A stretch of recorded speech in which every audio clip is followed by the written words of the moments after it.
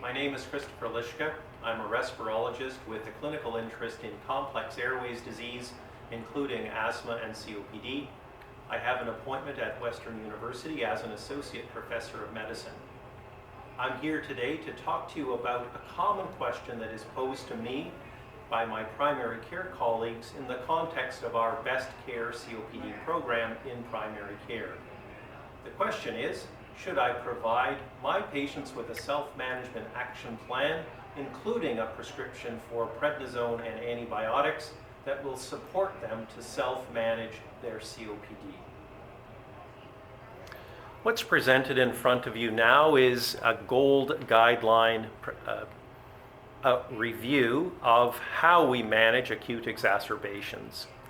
The GOLD guidelines are an international standard for managing COPD, and they align well with our Canadian national guidelines. You can see highlighted in red the two important elements that I want to emphasize about acute exacerbation of COPD management. On the top in red is the use of prednisone during exacerbations, and immediate underneath it, the use of antibiotics. You can see that these agents more rapidly improve patients during a COPD exacerbation, including shortening recovery time, improving lung function more rapidly, shortening hospitalization duration, and I might add, in the case of prednisone, reducing the likelihood of a recurrent flare that will require re-hospitalization.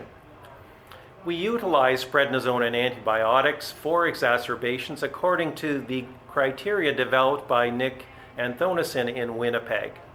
In general, if patients are only short of breath, we would prescribe prednisone during the exacerbation.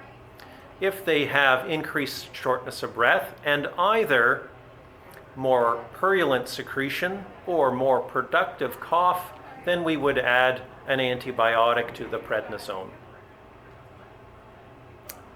It's important to understand, as we move forward toward phenotyping patients with airways disease more precisely, that there are a subset of patients with COPD who are in fact frequent exacerbators. It seems to be a stable phenotype.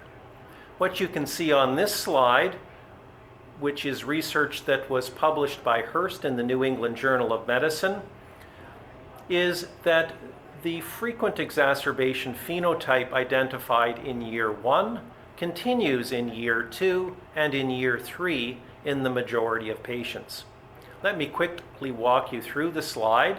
If you start by looking at the panel on the left, the panel that identifies year 1, looking at the bottom in orange, you can see that a proportion, about a third of patients, had 2 or more exacerbations in the first year that they were followed for their COPD. If you follow along that group, you'll see that a majority of them again had frequent exacerbations in year 2 and in year 3.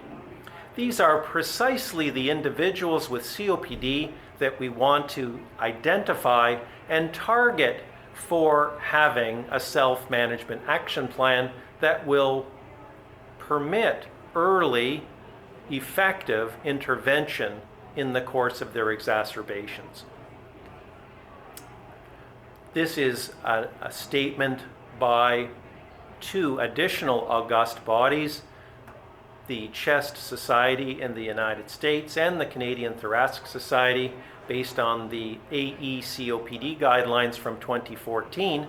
And what you can see is it says clearly, for patients with COPD, we suggest education and a written action plan and case management for the prevention of severe acute exacerbations of COPD.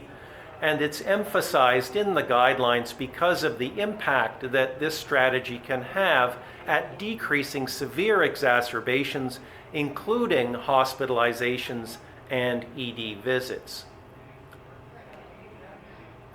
This is a picture of a typical self-management action plan.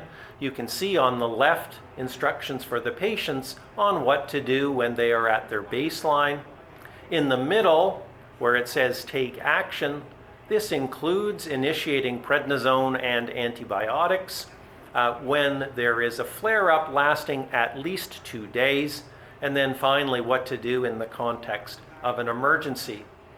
Every patient in our Best Care COPD program in primary care will have a self-management action plan, and we hope that a majority of those patients who have experienced an exacerbation previously will have a prescription that will let them self-activate it to ensure early intervention in the context of their flare-up. We want patients to be an active part of their management and to be able to activate their care as soon as possible. A common follow-up question that we get then is, well, what about antibiotic stewardship? Should I be providing my patient with an antibiotic that they can self-activate, and how does that mesh with my obligations around antibiotic stewardship? So let's analyze that and talk through it a little bit. What we're talking about really is prescribing an antibiotic and prednisone in a subset of COPD patients that are frequent exacerbators. If you will, we're recommending this early intervention action for patients who are at the highest risk. What you see in front of you is the GOLD ABCD tool for COPD risk classification. On the top, in this 2x2 frame, you can see GOLD C and GOLD D patients.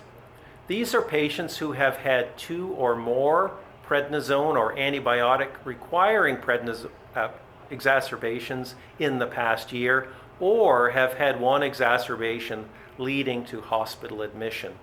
So these would be the frequent exacerbators as defined by Hurst, reminding you that Hurst identified this is a durable phenotype, and it's likely that they will continue to have severe exacerbations. So as it relates to antibiotic stewardship, I believe we're being reasonably prudent looking at the most severe subset of our COPD patients who have frequent exacerbations and providing them an early opportunity at the best available evidence-based treatment for an acute exacerbation. In our program in Best Care COPD, we have followed the lead of Jean Bourbeau, who did much of the seminal work around self-management education and self-activation of action plan. We have found very similar results, which I will come back to in just a moment. But if you will, looking at the work of Dr. Bourbeau going back to 2005, he looked at a population of COPD patients who had been hospitalized and organized integrated disease management for them in the 2 years following hospitalization. What you can see in the standard care panel is that patients that received standard care had a rate of rehospitalization of 1.65 per year. And those patients with integrated disease management, including self-management education with an action plan and a prescription for antibiotics and prednisone, had a 42.6% reduction in their hospitalizations. And this was a durable impact that lasted into year 2. Our experience in the Best Care COPD program now, with more than 2,500 patients, is very similar.